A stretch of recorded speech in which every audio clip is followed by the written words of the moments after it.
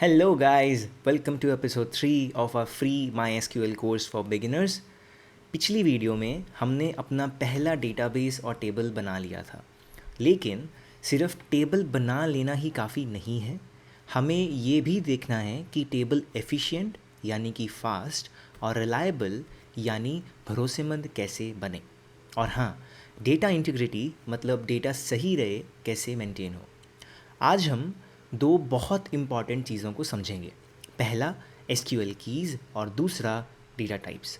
ये दोनों आपके डेटाबेस डिज़ाइन की नींव यानी कि फाउंडेशन है। तो चलो स्टार्ट करते हैं। My name is Bhaskar Dev Goyal and you are watching let's decode AI.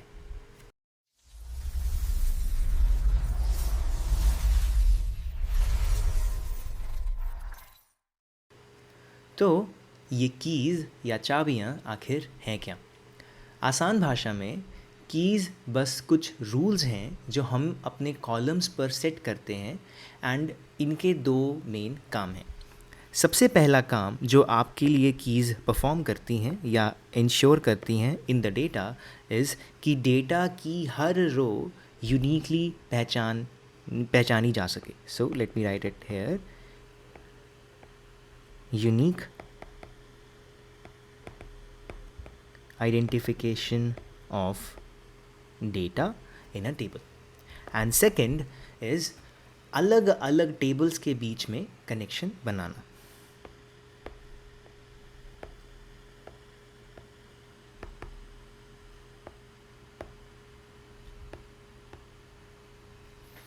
ठीक है, चलो एक रियल वर्ल्ड एग्जांपल लेते हैं एंड थोड़ा सा ज़्यादा अच्छे से समझते हैं कि आखिर ये कीज़ का कॉन्सेप्ट है क्या एंड इसकी एग्जैक्टली हमें ज़रूरत है क्यों।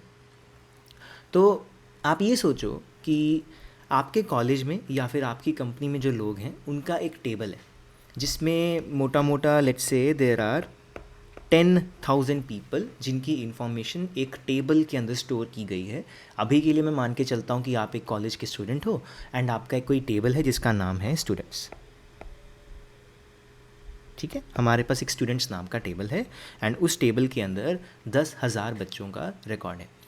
अब अगर मुझे एक स्पेसिफिक बच्चे के बारे में डिटेल निकालनी है and let's say for the instance of this उसका नाम है राहुल शर्मा। ठीक है, मुझे एक बच्चा है राहुल शर्मा के नाम से जिसको मुझे सर्च करना है। तो कॉलेज में हो सकता है कि 50 या उससे भी ज़्यादा बच्चे हों जिनका नाम राहुल शर्मा हो सकता है, पर ये तो प्रॉब्लम हो गई। अब इन 50 में से जो मेरे इंटरेस्ट का राहुल शर्मा है या फिर जिस बच्चे से मुझे डील करना है वो कौन है, मैं उसे कैसे पहचानूंगा? बस यही है हमारी पहली और सबसे इम्पॉर्टेंट की का काम। यही है हमारा की का सबसे पहला motive, which is to help us uniquely identify the data so that मैं इन 50 राहुल्स में से भी जिस स्पेसिफिक राहुल को के डेटा को मैं एक्सेस करना चाहता हूँ मैं उसे एक्सेस कर पाऊँ without worrying about rest of the 49 rows in the data. Okay, and इसके लिए सबसे पहला जो हमारा कीज़ का कॉन्सेप्ट है या सबसे one of the most important keys जो हमारे पास आती है that is called as primary key. अब इसका नाम भी आपको देखो सुन के चल रहा है पता ना कि प्राइमरी मतलब सबसे ज़रूरी, राइट? तो ये है टेबल का सबसे इम्पॉर्टेंट यूनिक आइडेंटिफायर। प्राइमरी की एक ऐसा कॉलम है या मान लो ग्रुप ऑफ कॉलम्स है जिसकी वैल्यू हर रो के लिए हमेशा यूनिक होती है and this is a guarantee. Okay, ये एक फिक्स्ड रूल है। अगर कोई कॉलम को हमने कहा कि वो कॉलम प्राइमरी की है एक टेबल के अंदर, तो दैट वुड मीन कि वो कॉलम हमेशा यूनिक होगा। उस कॉलम की सेम वैल्यू की मल्टीपल रोज़ उस टेबल के अंदर एग्जिस्ट नहीं कर सकती। फॉर एग्ज़ाम्पल, हमारे स्कूल्स के अंदर, कॉलेजेस के अंदर या फिर इवन एम्प्लॉयमेंट्स जहाँ हमारी कंपनीज होती हैं वहाँ पे we have something called as an identity number. जैसे स्कूल्स में रोल नंबर्स होते हैं, कॉलेज में आईडी नंबर होता है, हमारे जो कॉर्पोरेट होता है या कंपनीज होती हैं वहाँ पे एम्प्लॉई आईडी होती है, एम्प्लॉई की एक यूनिक आईडी होती है। वो एक बड़ा सा नंबर होता है, अजीब सा नंबर होता है जिसमें अल्फ़ाबेट्स भी होते हैं, नंबर्स भी होते हैं। एंड वो जो एम्प्लॉय आईडी है या फिर वो जो रोल नंबर है that is unique for every person. And इसकी एक बहुत ही कॉमन एग्जांपल है जिसको हर डेली यूज़ करते हैं which is called as Aadhaar number. So Aadhaar is the unique identification of each and every person living in India or associated with India, right?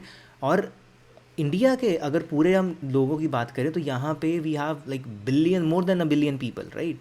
हमारे पास यहाँ पे कई 100 करोड़ लोग रहते हैं। और अगर इतने लोग हमारे पास यहाँ पे रहते हैं इंडिया में, तो आधार नंबर इज़ अ प्राइमरी की, वो एक यूनिक आइडेंटिफायर है जो हमें हर एक इंसान को यूनिकली आइडेंटिफाई करने में हेल्प करता है। अगर भास्कर देव गोयल के नाम से इस देश के अंदर 1000 लोग भी होंगे तो स्टिल मेरे आधार नंबर से आप मुझे आइडेंटिफाई कर पाओगे कि एक्चुअली में लेट्स डिकोड एआई पे पढ़ाने वाला भास्कर कौन सा है। ओके, तो जो प्राइमरी की होती है उसकी 2 पक्की कंडीशंस होती हैं। सबसे पहली पक्की कंडीशन या सबसे इम्पॉर्टेंट पक्की कंडीशन जो अभी जस्ट हमने डिस्कस की, दैट इज़ कि ये यूनिक होनी चाहिए।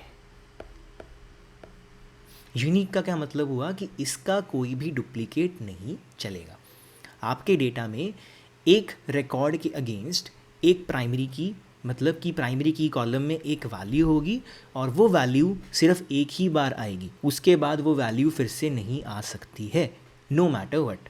एंड उसके बाद सेकंड हमारे पास जो इसकी एक पक्की कंडीशन है दैट इज़ ये नॉट नल होना चाहिए। अब नॉट नल का मतलब होता है कि आप इसे खाली नहीं छोड़ सकते। जैसे कभी कभी होता है ना कि मैं किसी का मान लो फॉर्म भर रहा हूँ या फिर आप कोई एक टेबल बना रहे हो, हमने पिछले उसमें देखा था राइट कि मैं टेबल बना रहा था, मैं टेबल में बच्चों का रोल नंबर, उनका नेम एंड उनकी एज एट्सेट्रा सब कुछ डाल रहा था। अब वहाँ पे हो सकता है कि मुझे किसी एक बच्चे की एज फॉर द टाइमिंग नहीं पता है, मैं उस एज को खाली छोड़ूंगा, मैं कहूँगा कि अभी के लिए मुझे नहीं पता है, let's ignore the age for the time being, तो वहाँ पे एज विल बी नल। पर प्राइमरी की के केस में प्राइमरी की कॉलम को मैं कभी भी नल नहीं रख सकता, it will always be not null, यानी उसमें हमेशा कोई ना कोई वैल्यू होगी ही होगी। और हाँ, एक चीज़ जो आपको हमेशा अच्छे से याद रखनी है, ध्यान में रखनी है, एक टेबल में सिर्फ एक ही प्राइमरी की हो सकती है। जब हम रोल नंबर को प्राइमरी की बना देंगे हमारे स्टूडेंट्स डेटा के हिसाब से, तो डेटाबेस ये खुद चेक करेगा कि गलती से भी स्टूडेंट्स का सेम रोल नंबर एंटर ना हो जाए। ओके, और ये चीज़ को मैं अभी जस्ट आपको एक बार दिखाऊंगा भी, जब हम यहाँ पे जैसे हमने जो पिछली बार टेबल बनाया था स्टूडेंट्स का, उसी टेबल स्टूडेंट्स वाले टेबल के अंदर मैं मल्टीपल एंट्रीज डालूंगा और वहाँ पे आप देखना कि अगर मैं रोल नंबर वाले कॉलम को प्राइमरी की सेट कर देता हूँ तो उसके बाद अगर मैंने एक बच्चे का रोल नंबर 10 सेट कर दिया विच इज़ 10 सेट कर दिया, तो मैं किसी और बच्चे का रोल नंबर 10 सेट नहीं कर सकता। वो 10 नंबर उस बच्चे के लिए असाइन हो गया, उसके लिए सेट हो गया। तो अगर मैं इसको ऐड भी करके देखूंगा तो I will get an error. तो चलो इसका कोड देखते हैं और ये बनाते हैं कि आखिर ये बनता कैसे है। तो इसके लिए मैं जाऊंगा मेरे MySQL वर्कबेंच के अंदर, एंड अगर आपने इसको अभी तक इंस्टॉल नहीं किया है, very bad, you should install it. Okay, तो यहाँ पे if you can see I have a database called as students DB, and यहाँ पे मेरे पास एक टेबल है स्टूडेंट्स के नाम से। तो मेरे इस MySQL वर्कबेंच के अंदर जिस टेबल के अंदर मुझे डेटा ऐड करना है, मैं उस डेटा को टेबल को ओपन करूँगा। I right click on this table and यहाँ पे I have an option to send to SQL editor. Here मेरे पास एक ऑप्शन है इंसर्ट स्टेटमेंट। अगर आपको अभी तक ये चीज़ याद नहीं हुई है तो आपको ये याद रहनी चाहिए। हमने ये पिछले उसमें भी समझा था एपिसोड में कि insert is used to add new records. Okay, create is used to create a table और create something inside the table. कोई कॉलम टेबल क्रिएट करना है तो आप इन क्रिएट यूज़ करोगे। Update is used to update an existing information. Okay, तो हमें क्या करना है, हमें हमारे टेबल के अंदर कुछ डेटा को ऐड करना है। तो अगर मैं मेरे टेबल के अंदर कोई डेटा को ऐड करना चाहता हूँ, I click on insert and यहाँ पे अगर आप देखोगे I have insert into students DB जहाँ पे it's roll number, name and age, और मैं यहाँ पे मेरे रोल नंबर की वैल्यूज़ डालता हूँ। ठीक है, अभी के लिए एक बार हम देखते हैं कि मेरे पास जो डेटा ऑलरेडी एग्जिस्ट करता है यहाँ पे उसमें क्या है। तो मैं यहाँ पे जाता हूँ, स्टूडेंट्स पे राइट क्लिक करूँगा, सिलेक्ट रोज़। ठीक है, तो इसने मुझे डेटा दिखा दिया। I have roll number 1 Bhaskar, roll number 2 let's see code AI, roll number 3 and roll number 4।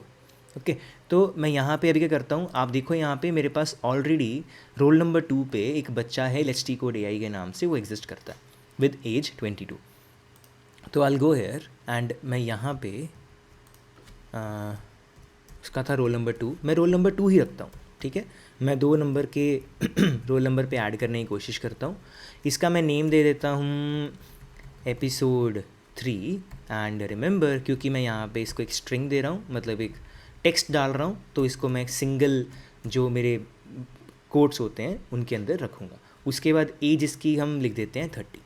Okay, अब अगर मुझे इसको रन करना है तो यहाँ पे देखो ये एक बिजली वाला बटन है, इसको मैं क्लिक करूँगा तो इसने क्या कहा मुझे, error code duplicate entry for की स्टूडेंट्स डॉट प्राइमरी। अब ये क्यों हुआ, क्योंकि अगर आपने पिछले एपिसोड देखा हो तो मैंने वहाँ पे आपको दिखाया था कि जब हम टेबल क्रिएट करते हैं उस टाइम पे हम कैसे टेबल के अंदर प्राइमरी की सेट कर सकते हैं, और वहाँ पे हमने जो ये रोल नंबर था उसको प्राइमरी की सेट किया था, ये रोल नंबर को प्राइमरी की सेट किया था।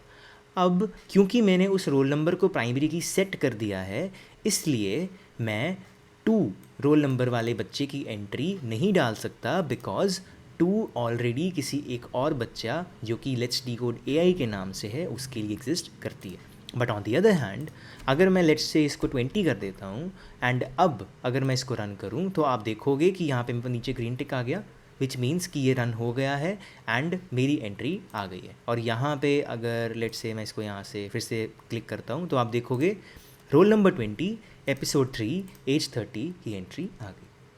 सिंपल राइट, बस रोल नंबर कॉलम के आगे प्राइमरी की लिख दिया था एंड अब मेरा डेटाबेस जो है वो डुप्लीकेट या नल रोल नंबर लेगा ही नहीं, रिजेक्ट कर देगा, बोल देगा कि नहीं आप जो करने की कोशिश कर रहे हो वो नहीं है।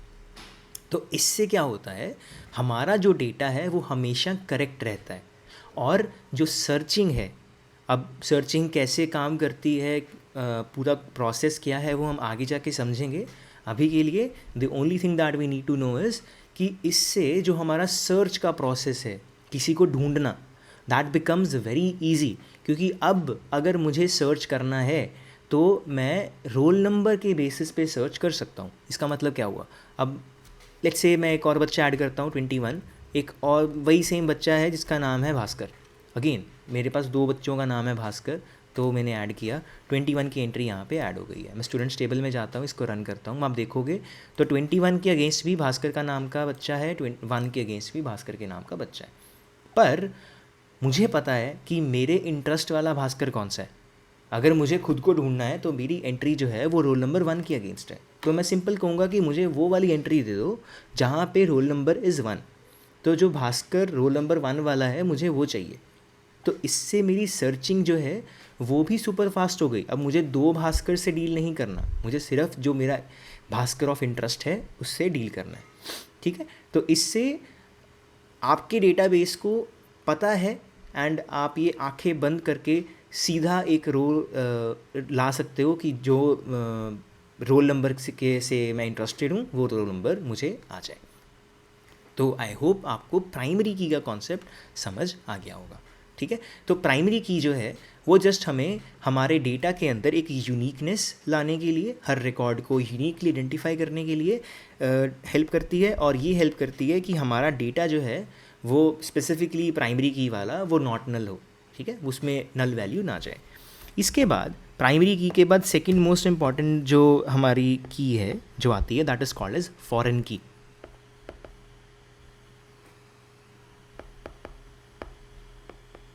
ओके, फॉरेन की जो है इसका कॉन्सेप्ट है which is to create a relationship between tables. Okay, अब इसको थोड़ा सा इस तरह समझते हैं। Let's go back to our college वाली एग्जांपल। हमारे पास एक स्टूडेंट्स का टेबल है, ठीक है, जिसका प्राइमरी की है, मैं इसको यहाँ पर लिखता हूँ मेरी, ओहो, हाँ, मेरी प्राइमरी की है रोल नंबर, ठीक है। अब सोचो कि हमें एक और टेबल बनाया जिसका नाम था अटेंडेंस, ठीक है। जो स्टूडेंट्स टेबल था मेरा, उसमें एक बच्चे की पर्सनल इन्फॉर्मेशन थी, उसका नाम, उसका रोल नंबर, उसकी एज, उसके पेरेंट्स का नाम, उसका एड्रेस क्या है, वो सब इन्फॉर्मेशन थी, वो कौन सी क्लास में पढ़ता है, वो इन्फॉर्मेशन थी। उसके बाद मेरे पास मैंने एक नया टेबल बनाया जिसका नाम है अटेंडेंस। अब अटेंडेंस में मैं क्या रखूँगा, ऑब्वियसली उस बच्चे की अटेंडेंस फॉर ईच सब्जेक्ट, कि वो इंग्लिश की क्लास लगा रहा है या नहीं लगा रहा, उसने आज लगाई, कल लगाई, परसों नहीं लगाई थी, ठीक है। ऐसे करके हम अटेंडेंस रखेंगे। अब ये सोचो कि हमें कैसे पता चलेगा कि ये जो अटेंडेंस टेबल के अंदर अटेंडेंस रखी जा रही है वो किस बच्चे की अटेंडेंस है, ठीक है। और इस अटेंडेंस के अंदर जो डेटा रखा गया है उसका स्टूडेंट्स वाले टेबल के साथ क्या रिलेशनशिप है। आई थिंक मैंने गलती से इसको डिलीट कर दिया था, लेट्स गो बैक, ओके। तो हमें क्या करना है, हमने एक नया टेबल बनाया है अटेंडेंस का, अटेंडेंस के नाम का, जिसमें हम क्या करेंगे, हम एक नया कॉलम ऐड कर देते हैं जिसको मैं कह देता हूँ, मैं यहाँ पे लिखता हूँ अटेंडेंस के कॉलम्स, ठीक है। मैं एक को कहता हूँ स्टूडेंट रोल नंबर, राइट। अब जब भी आप क्लास के अंदर अटेंडेंस देते हो तो टीचर क्या करते हैं, आपका नाम तो नहीं लेते ना, वो बोलते हैं role number 1, role number 2, role number 3, role number 4, right, क्योंकि रोल नंबर आपका एक यूनिक आइडेंटिफायर है। सेम वे हम क्या करते हैं, अटेंडेंस टेबल के अंदर मैं रखता हूँ स्टूडेंट का रोल नंबर, उसके बाद सब्जेक्ट, डेट एंड प्रेजेंट, ठीक है। ये प्रेजेंट का मतलब क्या होगा कि क्या वो प्रेजेंट था या नहीं था, वही होता है ना टिक मार्क एंड क्रॉस, कि येस और नो, है ना। डेट होगी कि किस डेट की बात कर रहे हैं हम लोग, आज के दिन की, is it like maybe 21 of October, 22 of October, 23 of October and so on. Then subject, कौन से सब्जेक्ट के बारे में बात हो रही है एंड सो, वैसे वैसे करके, ठीक है। तो अब अटेंडेंस के अंदर एक नया कॉलम बन गया है जिसका नाम है स्टूडेंट रोल नंबर, एंड इसको मैं कहता हूँ कि ये जो स्टूडेंट रोल नंबर है ये मुझे हेल्प करेगा आइडेंटिफाई करने में कि ये जो subject, date and present not present वाली इन्फॉर्मेशन इस अटेंडेंस टेबल में एग्जिस्ट करती है, ये स्टूडेंट्स टेबल में कौन से स्टूडेंट से रिलेटेड है, ठीक है। अब अगर हम ऊपर वाली एग्जांपल लें तो राहुल शर्मा जो बच्चा था वो, अगर मान लो राहुल के पेरेंट्स आए, उन्होंने बोला कि जी हमें ये बताइए हमारा बच्चा ढंग से क्लासेस लगा रहा है या नहीं लगा रहा है, तो आप क्या करोगे, आप सबसे पहले स्टूडेंट्स टेबल में जाओगे जहाँ पे आप राहुल को ढूंढोगे, ठीक है। आपके पास राहुल का रोल नंबर आया, आपने राहुल के रोल नंबर के बेसिस पे फिर आप अटेंडेंस के रजिस्टर में गए और आपने देखा कि मेरे राहुल का रोल नंबर है 21, मैं 21 रोल नंबर वाले बच्चे की अटेंडेंस पुल करता हूँ जिस सब्जेक्ट या फिर जिस डेट के लिए मुझे चेक करनी है, और फिर मैं कहूँगा कि जी देखो आपका बच्चा जो है वो तो मारता है बंक, वो नहीं आता क्लास में, तो इसकी बेल्ट ट्रीटमेंट होनी ज़रूरी है। सही में नहीं करनी है, ठीक है, आजकल तो नहीं चलता, पहले होता था, हमारे बहुत पिटाई होती थी अगर हम नहीं जाते थे क्लास में।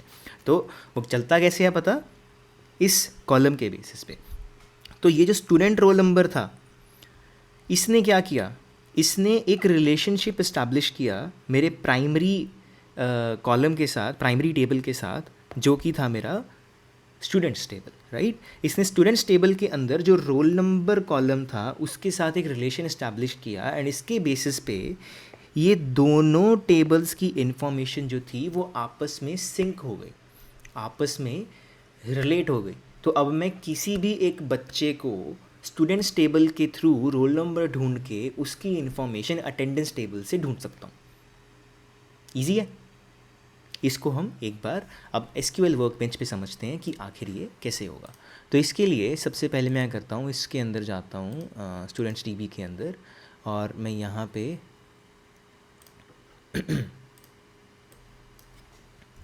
मैं यहाँ पे कुछ क्वेरीज लिखनी शुरू करता हूँ। सबसे पहले हम क्या करते हैं, हम एक टेबल बनाते हैं, let's say I am creating a table, ठीक है, और मैं टेबल का नाम रखता हूँ अटेंडेंस। और मैं ये आपको यहाँ पे माई एसक्यूएल वर्कबेंच में यूआई का यूज़ करके क्यों दिखा रहा हूँ, क्योंकि आई वांट, अब देखो एसक्यूएल क्वेरीज कैसे लिखनी है ये आपको सब बता देंगे, पर इन रियलिटी जब आप एक्चुअली में काम करना शुरू करोगे तो बहुत बार you are going to use these kind of softwares. MySQL workbench हो गया या फिर डी बीवर हो गया, जिसको हमने पिछले उसमें भी देखा था एक बार उसका यूआई, तो आप इनको यूज़ कर सकते हो। एंड जब आपके पास ऑलरेडी एक ऐसा सा इंटरफेस है, ग्राफिकल यूज़र इंटरफेस वाला, so it does not really make sense कि आप इतनी बेसिक चीज़ों के लिए भी क्वेरीज लिखने बैठोगे। पर्सनली आई फील लाइक ये मेरा टाइम ज़्यादा सेव करते हैं and it allows me to create everything in a much more streamline fashion without having any errors. ठीक है, तो मैं यहाँ पे अटेंडेंस का जो टेबल है उसको ऐसे बनाता हूँ, ATTENDANCE। ठीक है, अटेंडेंस के नाम से मैंने एक टेबल बनाया एंड उसके बाद यहाँ पे अब हम अप्लाई करते हैं lower case table 1 which allows lower case characters in schema table name. Okay okay okay okay, ठीक है। तो यहाँ पे मेरे पास जो अटेंडेंस का था उन्होंने कहा कि आप कैपिटल ही नहीं कर सकते, ठीक है, हमने स्मॉल ए कर दिया। तो ये भी कुछ रूल्स होते हैं, सर्टेन रूल्स हैं। टेबल्स को आप हमेशा स्मॉल केसेस के साथ ही डिनोट करते हो। आई थिंक मैंने पिछले उसमें समझाया था, बस मैंने इस बार खुद ही ध्यान नहीं दिया। ठीक है, तो अब मैं क्या करूँगा, मैं चाहता हूँ क्रिएट टेबल अटेंडेंस। देखो इसने अपने आप मेरे लिए यहाँ पे क्वेरी बना दी। अब यहाँ पे मैं अपने जो कॉलम्स हैं उनको डिफाइन कर सकता हूँ, जैसे कि let's say student roll number. ठीक है, इसको मैं कहता हूँ कि ये मेरा इंट टाइप डेटा है, क्योंकि मेरा रोल नंबर भी इंटीजर टाइप था। एंड देन इसको मैं कहता हूँ कि ये है मेरी प्राइमरी की। अभी के लिए आप ये सोच रहे होगे कि यार आपने तो कहा था कि ये फॉरेन की बनेगी, पर यहाँ पे तो आप प्राइमरी की डाल रहे हो। इसका रीज़न मैं आपको बताऊँगा। जो प्राइमरी की होती है वो उस टेबल के लिए, ठीक है, ये भी अपने टेबल में यूनिकली आइडेंटिफाई ही करेगा डेटा को, तो ये इस टेबल के लिए प्राइमरी है। अब जब मैं दो प्राइमरी कीज़ को आपस में लिंक करूँगा एक दूसरे के साथ, डिफरेंट टेबल्स वाली को, तो वो बन जाएंगी मेरी फॉरेन की। ठीक है, तो वो एक फॉरेन रिलेशनशिप इस्टेब्लिश हो गया। जैसे हमारी कंट्रीज़ के अंदर क्या होता है, आपके एम्बेसडर्स होते हैं, है ना, आपके फॉरेन मिनिस्टर्स होते हैं। जो फॉरेन मिनिस्टर है वो मेरी कंट्री के लिए तो मेरा एक प्राइमरी की है, एक यूनिकली आइडेंटिफाई करने के लिए है मेरी कंट्री को बाहर की दुनिया के लिए। एंड वही जो फॉरेन जो मिनिस्टर है या फिर वही जो मेरी प्राइमरी की है, वो मुझे हेल्प करती है दूसरे देशों के साथ कम्युनिकेट करने के लिए, उनके साथ इम्पॉर्टेंट इन्फॉर्मेशन को एक्सचेंज करने के लिए।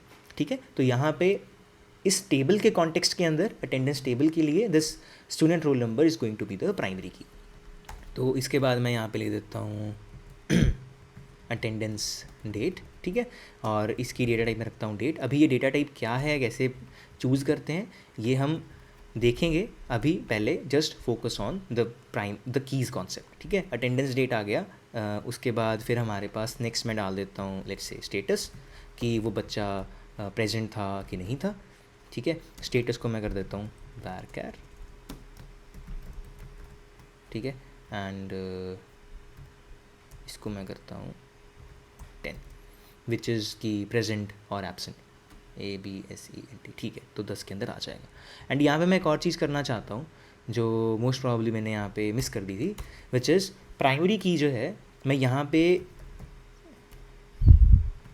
अटेंडेंस आईडी के नाम से एक कॉलम बनाऊंगा, उसको रखूँगा। मैंने ये क्यों किया है मैं आपको अभी थोड़ी देर में बताता हूँ। आप देखो इसका मतलब क्या है, क्यों किया। क्योंकि जो मेरा फॉरेन की है, ठीक है, यहाँ पे जो स्टूडेंट का रोल नंबर है वो मल्टीपल टाइम्स आ सकता है, क्योंकि हर डेट के लिए एंट्री आएगी। अब सेम ही स्टूडेंट का डिफरेंट डेट्स की एंट्रीज हैं, और हमें पता है कि प्राइमरी की कभी भी मल्टीपल रिकॉर्ड्स में सेम प्राइमरी की वैल्यू एग्जिस्ट नहीं कर सकती, because it is a unique value. इसीलिए उसको हैंडल करने के लिए हमने अटेंडेंस आईडी के नाम से एक प्राइमरी की बनाई है, जो हमें यूनिक स्पेसिफिक अटेंडेंस रिकॉर्ड को आइडेंटिफाई करने में हेल्प करेगी, which is the property of primary की। एंड फिर मैं यहाँ पे बना देता हूँ स्टूडेंट रोल नंबर, जो मुझे हेल्प करेगा स्टूडेंट्स के रोल नंबर के बेसिस पे स्टूडेंट्स को आइडेंटिफाई करने में। ठीक है, अभी के लिए मैंने यहाँ पे मेरे टेबल का स्ट्रक्चर डिफाइन कर दिया।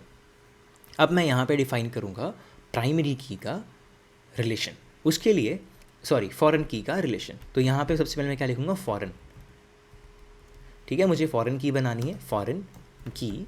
देन अब मुझे लिखना है यहाँ पे कि आखिर मेरा इस टेबल के अंदर कौन सा कॉलम है जो दूसरे टेबल के किसी कॉलम के साथ इंटरेक्ट करेगा, तो उसका नाम है स्टूडेंट रोल नंबर। ठीक है, इसको मैं, यही है ना, student_ROLL_NO, यस यही है। ठीक है, देन अब मैं यहाँ पे लिखूँगा रेफरेंसेस। रेफरेंसेस अगर आप में से किसी ने मान लो पेपर्स पढ़े होंगे, अखबार देखा होगा या बुक्स पढ़ी होंगी, तो वहाँ पे एक रेफरेंसेस सेक्शन होता है जहाँ पे बताया होता है कि आखिर ये जो है ये कहाँ से आएगा, ये कहाँ से आएगा। तो रेफरेंस में बेसिकली होता है कि जो मैंने ये फॉरेन की का इंस्टेंस बताया कि स्टूडेंट रोल नंबर इस टेबल में से फॉरेन की है, वो किस दूसरे टेबल के कौन से कॉलम से लिंक हो रही है। तो यहाँ पे ये कौन से दूसरे टेबल के कौन से कॉलम से लिंक होगी, विच इज़ योर स्टूडेंट्स। ठीक है, अगर आपको याद हो, देखो ये मेरा स्टूडेंट्स टेबल था जिससे मुझे लिंक करना है, तो मैं यहाँ पे लिखूँगा टेबल का नाम, देन ब्रैकेट में मैं लिखूँगा उसका रोल कॉलम। ठीक है, तो उसका कॉलम क्या था, रोल नंबर, जितना मुझे लगता है यही था। यहाँ पे चेक कर लेते हैं, यस, ROLLNUMBER। ओके, अब अगर मैं यहाँ पे इसको अप्लाई करूँ तो अगर आप देखोगे मेरे पास आ गया SQL script was successfully applied to the database and then I can finish it. अब आप यहाँ पे देखोगे मेरे पास अटेंडेंस ID बन गई है, इसके आगे एक चाबी भी बन गई है। मैं थोड़ा सा इसको जूम करके देखता हूँ, अगर हो जाए तो। नहीं हो रहा,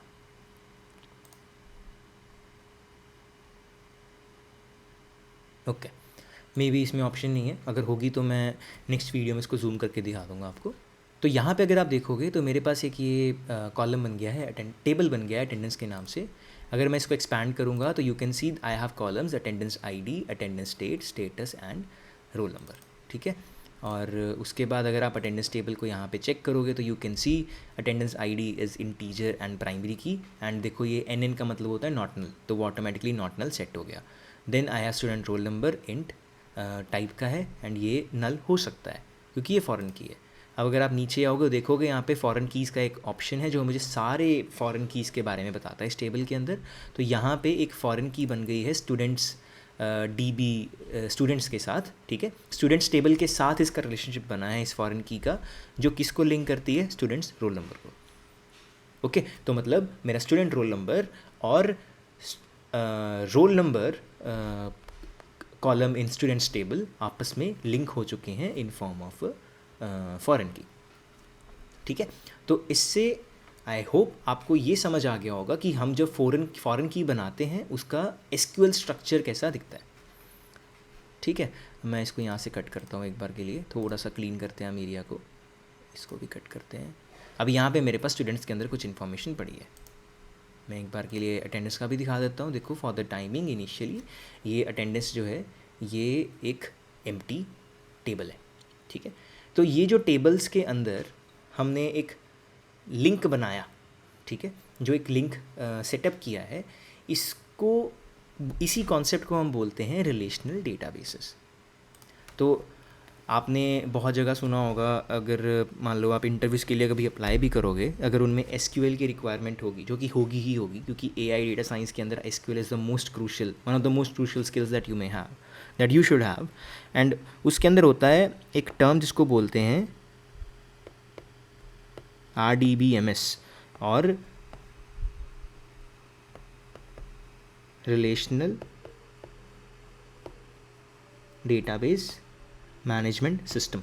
ओके, अब ये डेटाबेस तो हमने देख लिया था कैसे बनता है। Management system basically is a system of managing data, कि वो डेटा कैसे आएगा, उस डेटा को ऐड करना, डेटा को अपडेट करना, डेटा को रीड करना, उसको चेंज करना, वो सब कुछ। ठीक है, अब यहाँ पे जो मेन इंपॉर्टेंट वर्ड है दैट इज़ रिलेशनल। अब रिलेशनल का मतलब क्या होता है, एक ऐसा डेटाबेस जहाँ पे मोर देन वन, ठीक है, एक से ज़्यादा टेबल्स हों जिनका आपस में एक रिलेशन हो। और वो रिलेशन कैसे सेटअप होता है, वो रिलेशन सेट होता है by the means of foreign की।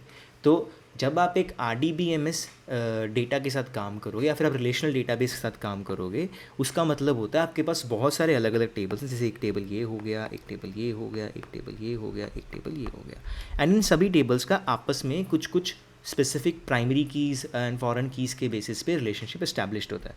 जैसे हो सकता है ये टेबल इसके साथ रिलेटेड हो, ये टेबल इसके साथ रिलेटेड हो, और ये टेबल इसके साथ रिलेटेड हो। और तो इसका मतलब अब अगर मान लो मेरे पास एंड लेट्स से ये एक RDBMS सिस्टम है। अब इस RDBMS सिस्टम के अंदर अगर लेट्स से मेरा कोई एक डेटा है जो इस टेबल में पड़ा है और एक आइटम है जो मुझे निकालनी है, ठीक है, मुझे कुछ इन्फॉर्मेशन फेच करनी है जो कि इस टेबल में पड़ी है, तो वो मैं कैसे करूँगा? अब यहाँ से यहाँ तो मेरा कोई रिलेशनशिप नहीं है, राइट? तो यहाँ पे मैं क्या करूँगा, इस टेबल को पहले मैं लिंक करूँगा इस टेबल के साथ और यहाँ से मैं जाऊँगा यहाँ पे। तो मतलब पहले मैं यहाँ से एक फॉरेन की रिलेशनशिप के बेसिस पे एक कनेक्शन इस्टेब्लिश करूँगा यहाँ, फिर यहाँ से एक फॉरेन की के रिलेशन पे इस्टेब्लिश करूँगा यहाँ। एंड इसी तरह से फॉरेन कीज़ जो हैं वो हमें मल्टीपल टेबल्स के बीच में एक रिलेशन इस्टेब्लिश करने में हेल्प करती हैं। और एक अच्छा डेटाबेस डिज़ाइन वही होता है जो आपको किसी भी एक टेबल से किसी भी दूसरे टेबल तक आपके डेटाबेस के अंदर एक कनेक्शन इस्टेब्लिश कर पाए। अब चाहे वो कनेक्शन आपका 1000 टेबल्स से होके गुजर रहा है, जो कि आइडली नहीं होता है, मोस्ट ऑफ द टाइम्स 3 या 4 टेबल्स मैक्सिमम होते हैं। अगर आप 3 से 4 टेबल्स के बीच में से जाओगे तो आप एंड तक पहुंच जाओगे, ठीक है। बट हाँ, 3-4 टेबल्स ज़्यादातर टाइम होता है कि आपको ऐसी क्वेरी लिखनी पड़े जो मल्टीपल टेबल्स के बीच में कनेक्शन बनाए। अब ये कनेक्शन बनता कैसे है वो हमने देख लिया। नाउ द क्वेश्चन इज़ कि आखिर मैं इस कनेक्शन को क्वेरी को यूज़ करके कैसे यूज़ करूँगा। और जैसे हमने अभी इससे जस्ट पहले देखा था कि प्राइमरी की अगर मैंने ऐड कर दी है तो उसके बाद अगर मैं डेटा को व्यू करता हूँ तो मेरे पास डुप्लीकेट कीज़ नहीं आती हैं, वो नल नहीं होती कभी भी, ठीक है। तो वो सब चीज़ें कैसे होंगी, तो उसके लिए हम जाते हैं एक बार फिर से वापस मेरे MySQL बेंच के अंदर। एंड अभी के लिए यहाँ पे लेट्स से मैं कुछ डमी डेटा ऐड कर देता हूँ। यहाँ पे रोल नंबर 1 2 3, ठीक है। मैं कहता हूँ कि रोल नंबर 1, रोल नंबर 2 और रोल नंबर 3 के लिए मैं कुछ इन्फॉर्मेशन ऐड कर रहा हूँ। तो यहाँ पे मैं क्या करूँगा, send to SQL editor, insert statement. अब यहाँ पे सबसे पहली मेरी जो एंट्री है दैट इज़, एक मिनट, इसको मैं नीचे कर देता हूँ, हो जा भाई, हो गया, ठीक है। तो सबसे पहले जो मेरी एंट्री है that is the attendance ID. Attendance ID unique होगी, मैं इसको रखता हूँ 1। अब इसको आप देखना मैंने 1 किया, अब आप कहोगे कि यार आपने स्टूडेंट्स के अंदर भी रोल नंबर 1 किया हुआ है, क्या वो प्रॉब्लम क्रिएट करेगा? नहीं करेगा। जो प्राइमरी की होती है उसका स्कोप आपके टेबल के अंदर तक होता है, तो सेम वैल्यू जो है वो डिफरेंट टेबल्स के अंदर एग्जिस्ट कर सकती है अगर वो टेबल्स अपने अपने आप में अलग अलग है। जैसे यहाँ पे अटेंडेंस टेबल अलग है, स्टूडेंट्स टेबल अलग है, तो अटेंडेंस के अंदर जो प्राइमरी की होगी उसकी वैल्यू हो सकता है कि वो सेम हो जो स्टूडेंट्स टेबल के अंदर प्राइमरी की है, बट उनका आपस में कोई रिश्ता नहीं है, ठीक है। रिश्ता किसका है? फॉरेन की का। और यहाँ पे फॉरेन की क्या है? मेरी स्टूडेंट रोल नंबर। तो हम देखेंगे कि वो कैसे है, ठीक है। मैं यहाँ पे एक डेटा ऐड करता हूँ, attendance ID is 1, then I add the attendance date. तो अटेंडेंस डेट को इसका फॉर्मेट क्या रखा हुआ है मैंने, इसको अभी के लिए मैं खाली छोड़ देता हूँ, ठीक है। मैं नहीं चाहता इससे भी डील करना फ़िलहाल, डेट कौन डालेगा, ये डाल देते हैं, चलो कोई नहीं, ठीक है। तो डेट को मैं डाल देता हूँ लेट्स से 01/01/2025, ठीक। उसके बाद आता है स्टेटस। अब स्टेटस में मुझे डालना है प्रेजेंट या एब्सेंट, मैं एक्सप्लेन लिख देता हूँ एब्सेंट। उसके बाद स्टूडेंट का रोल नंबर, अभी मैं यहाँ पे कह रहा हूँ कि ये है रोल नंबर 2 के लिए, ओके। इसको हटाओ, या फिर अब यहाँ पे देखो एक चीज़ आपको मैं और सिखाता हूँ। मेरे पास 2 अलग अलग SQL क्वेरीज पड़ी हैं। एक क्वेरी है select star from students db.attendance जो मुझे अटेंडेंस डेटा डिस्प्ले करवाएगी। एक पड़ी है इंसर्ट इनटू स्टूडेंट्स db.attendance। तो ये दोनों क्वेरीज़ अलग अलग हैं। अब मुझे इनमें से किसी एक स्पेसिफिक क्वेरी को रन करना है तो मैं उस क्वेरी को सिलेक्ट कर सकता हूँ और यहाँ पे रन बटन पे क्लिक कर सकता हूँ। अब यहाँ पे देखो मुझे क्या बोला उसने उसने मुझे दिया insert into students attendance incorrect date value column attendance date at row 1, ठीक है। मेरे पास जो इसकी वैल्यू है दैट इज़ इनकरेक्ट बिकॉज मैंने यहाँ पे जो फॉर्मेट यूज़ किया है दैट इज़ नॉट करेक्ट। तो इसके लिए हम एक काम करते हैं, मैं एक न्यू विंडो ओपन करता हूँ, ठीक है। एंड यहाँ पे मैं SQL डेट फॉर्मेट चेक करते हैं, देखो तो date functions in SQL database, अगर आप यहाँ पे देखोगे फॉर्मेट इज़ यूजली YYY क्योंकि अगर आपको याद हो जब हमने क्वेरी लिखी थी तो उस टाइम पे मैंने अटेंडेंस टेबल के लिए जो फॉर्मेट था that was DATE date, and date के लिए द फॉर्मेट इज़ YYY तो यहाँ पे मैं वही फॉर्मेट यहाँ पे रखता हूँ, ठीक है, YYY2025-MM-DD। का मतलब मंथ, DD का मतलब डेट। अब इसको रन करके देखते हैं। अब देखो मैंने जब इसका फॉर्मेट ठीक किया तो यहाँ पे ये चल गया, ठीक है। तो जब भी आप ऐसे डेटा को ऐड करोगे तो आपको हमेशा अपने फॉर्मेट का ध्यान रखना है कि जो फॉर्मेट है वो सही हो। अब जैसे ही मैंने इस बच्चे के एक की इन्फॉर्मेशन ऐड किया, वैसे मैं 2-3 की और ऐड कर देता हूँ। इसको करता हूँ 2, डेट मैं सेम रखता हूँ, ठीक है, एंड ये बंदा है present and this is for may be role number 1, okay. अभी के लिए सिर्फ 2 ही बच्चों का डेटा डालेंगे। मैंने 2 का डेटा डाला, उसके बाद मैं अब डालता हूँ अटेंडेंस रिकॉर्ड नंबर 3। मैं डेट को इंक्रीज़ कर देता हूँ 2 पे, एंड अब मैं कहता हूँ कि रोल नंबर 1 आज भी प्रेजेंट था। तो इसको मैंने किया रन, तो ये मेरे पास आ गया रन। उसके बाद इसी के लिए अब यहाँ पे मैं डालता हूँ रोल नंबर 2 के लिए, एंड इसकी मुझे आईडी इंक्रीज़ करनी पड़ी क्योंकि remember this is my primary की। अगर मैं आईडी इंक्रीज़ नहीं करूँगा it will give me an error. अब मैंने देखो ये डेटा ऐड कर दिया है। अगर इसको मैं रन करूँगा तो you can see I have 1 2 3 4, मेरे पास 4 रिकॉर्ड्स हैं, जिसमें 2 रिकॉर्ड्स हैं स्टूडेंट रोल नंबर 2 के लिए, 2 रिकॉर्ड्स हैं स्टूडेंट रोल नंबर 1 के लिए, और 2 डिफरेंट डेट्स के लिए हैं, एक के लिए और एक 2 तारीख के लिए। अब यहाँ पे क्वेश्चन आता है कि प्राइमरी की तो ठीक है बन गई, देखो मैं यहाँ पे स्टूडेंट रोल नंबर के बेसिस पे इस डेटा को लिंक भी कर पाऊँगा वहाँ पे, पर वो लिंक होगा कैसे, वो कोड में कैसे होगा, उसके लिए आपको थोड़ी देर वेट करनी पड़ेगी, क्योंकि इसके लिए हमारा एक कॉन्सेप्ट आएगा which is called as the concept of joints. यहाँ पे लिखता हूँ, तो इसमें एक बहुत ही ज़रूरी कॉन्सेप्ट है which is called as joints, ठीक है। जॉइन का कॉन्सेप्ट जो है वो आपको अलाउ करता है मल्टीपल टेबल्स को आपस में जोड़ने के लिए, ठीक है। जो मैंने अभी यहाँ पे आपको एक एग्जांपल दी थी ना कि आपकी स्टार्टिंग जो है वो यहाँ से हो रही है और आपको यहाँ तक पहुँचना है, तो बेसिकली आप इसके डेटा को इसके साथ जोड़ रहे हो यूजिंग द फॉरेन की, एंड इसके डेटा को इसके साथ जोड़ रहे हो यूजिंग द फॉरेन की। अभी के लिए हमने क्या देखा है, सिंपल, कि मेरे पास एक स्टूडेंट्स टेबल था, एक मेरे पास अटेंडेंस टेबल था, एंड मैंने उस students table and attendance table के बीच में एक रिलेशन इस्टेब्लिश कर दिया है by the means of foreign की। क्लियर है? ग्रेट। उसके बाद अब आते हैं हमारी नंबर 3 पे, हमारी की number 3 which is your unique की। अब देखो, हो सकता है कि आपको हो कि यार मेरा डेटा के अंदर एक ऑलरेडी प्राइमरी की मैंने ऐड कर दी है, तो प्राइमरी की ज़रूरत नहीं है, मुझे एक ऐसा कॉलम भी चाहिए जो हमेशा यूनिक ही रहेगा, पर वो प्राइमरी नहीं है, क्योंकि प्राइमरी की ऑलरेडी मेरे पास किसी का रोल नंबर या किसी की अटेंडेंस आईडी एग्जिस्ट करती है, स्टिल मुझे कोई एक प्राइमरी की चाहिए। तो ये जो वैल्यूज़ होती हैं ये प्राइमरी की के जैसे ही होती हैं, मतलब यहाँ पे जो वैल्यू होगी उस कॉलम के अंदर वो डुप्लीकेट नहीं हो सकती, लेकिन इसमें एक बड़ा फ़र्क है, दैट इज़ कि even though this is going to be unique in nature, इसमें डुप्लीकेट वैल्यू नहीं आ सकती है, but still the values in this data can be null, ठीक है। अगर मैं मान लो मेरे पास एक ऐसी कंडीशन है कि वो डुप्लीकेट नहीं होनी चाहिए, पर हाँ खाली हम छोड़ सकते हैं, कोई दिक्कत नहीं है, पर डुप्लीकेट नहीं होगी, ठीक है। इसके लिए हम यूज़ करते हैं यूनिक की को।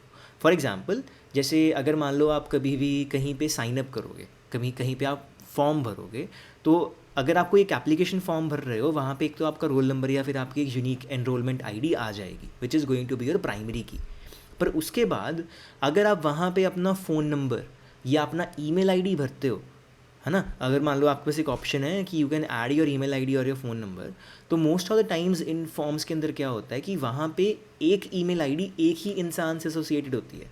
तो अगर आपने एक बार कोई एक ईमेल आईडी डाल दी, तो आप बाद में वही ईमेल आईडी को किसी और इंसान के लिए नहीं यूज़ कर सकते।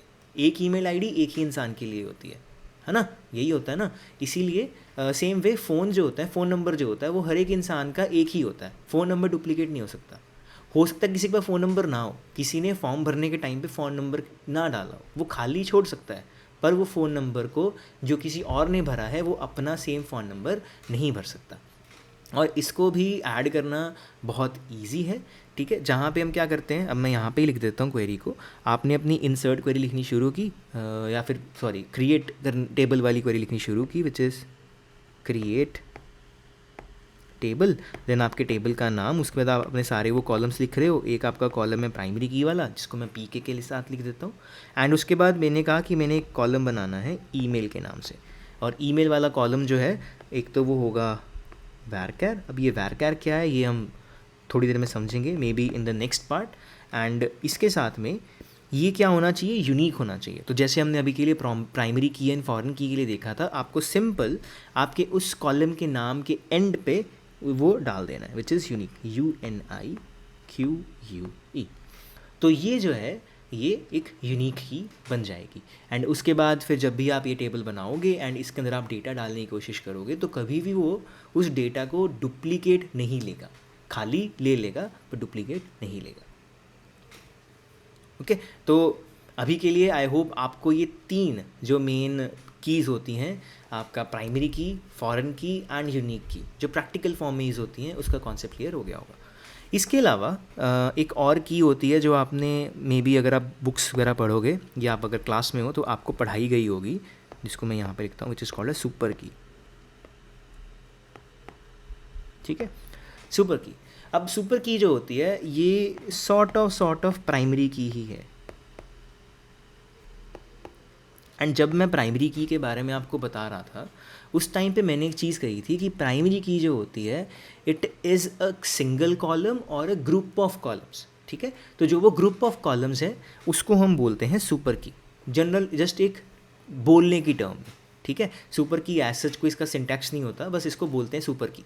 सुपर की का मतलब होता है a combination of multiple columns which together create a primary key. तो ऐसे कॉलम्स जिनको अगर आप इकट्ठे कंबाइन कर दो तो वो आपके हर एक रिकॉर्ड को यूनिकली आइडेंटिफाई कर पाए। जैसे फॉर एग्जांपल हम अगर हमारे स्टूडेंट्स वाले टेबल की ही एग्जांपल लेते हैं तो वहाँ पे लेट्स से मेरे पास रोल नंबर नहीं है पर मेरे पास फ़ोन नंबर है। ठीक है, मैं रोल नंबर को छोड़ देता हूँ अभी के लिए। मैं कहता हूँ कि अगर मैं स्टूडेंट का name and DOB, let's say student का name and date of birth अगर मैं ऐड कर दूँ, आपस में इकट्ठे कर दूँ, तो वो मेरा एक प्राइमरी की टाइप्स रोल अदा करेगा। तो वहाँ पे क्या है कि मेरे पास डेटा जो है वो एक, अब name and date of birth का कॉम्बिनेशन जो है वो मोस्टली यूनिक ही होता है। या फिर अगर मैं कहूँ नेम, डेट ऑफ बर्थ, या फिर एक बहुत ही कॉमन तरीका है जिसको यूज़ करके पुराने ज़माने में लोग आइडेंटिफाई करते थे दूसरे लोगों को, which is name plus father's name. ठीक है, तो वो कहते थे कि दिस और that person son of that person, है ना। और ये जो प्रोसेस है ये आज भी आपके प्रॉपर जो क्या कहते हैं आर्टिकल्स होते हैं या फिर आपके लेटर्स होते हैं या एप्लीकेशंस होती हैं वहाँ पे यूज़ होता है गवर्नमेंट एप्लीकेशंस के अंदर। फॉर एग्जांपल मेरे केस में बोला जाएगा कि Bhaskar Dev Goyal son of MD Goyal. Okay, MD Goyal is my father's name. तो it is a unique identification of me with a combination of my name and my father's name. So this is a good representation of a super key. Okay, super key is sort of a primary key, but it is a group of columns that together create a uniqueness for the records that are present in the data. तो अभी के लिए in the current part, so this is the part 1 of this whole episode, जहाँ पे हमने ये समझा कि कौन कौन से डिफरेंट कीज़ होते हैं हमारे डेटा के अंदर जिनके बेसिस पे आप अपने डेटा को एक सर्टेन ऑर्गेनाइजेशन के अंदर सेट करते हो एंड उनकी इंटीग्रिटी एंड रिलायबिलिटी को इंश्योर करते हो। ठीक है, विच इज़ योर प्राइमरी की, फॉरेन की, यूनिक की and also may be just for a name super की। ठीक है, आई होप आपको ये कॉन्सेप्ट कीज़ का क्लियर हो गया होगा एंड आपको इन कीज़ को इस क्रिएट कैसे करते हैं ऑन MySQL वर्कबेंच और यूजिंग एन SQL क्वेरी भी अच्छे से क्लियर हो गया होगा। If you still have any doubt feel free to reach us out use by leaving your questions in the comment section, and we keep on actively looking all the questions in the comment section, और हम कोशिश करते हैं कि आपके हर question का हम answer दे पाएँ. एंड इफ़ इन केस कोई ऐसा क्वेश्चन है जिसके लिए हम एक अलग से सेपरेट डेडिकेटेड वीडियो भी बनानी पड़े, तो we will make a video for that. तो अभी के लिए thank you so much. This was the part 1 of the episode 3, which is understanding the concept of keys and data types in SQL databases. Next part के अंदर हम समझेंगे कि जो हम कॉलम्स बनाते हैं वो कॉलम्स कौन कौन से डिफरेंट डेटा टाइप्स के हो सकते हैं. एक माई SQL टेबल के अंदर एक कॉलम के अंदर क्या क्या इन्फॉर्मेशन स्टोर की जा सकती है, एंड उसको हम SQL क्वेरी की फॉर्म में कैसे लिखते हैं. तब तक के लिए thank you and have a good day.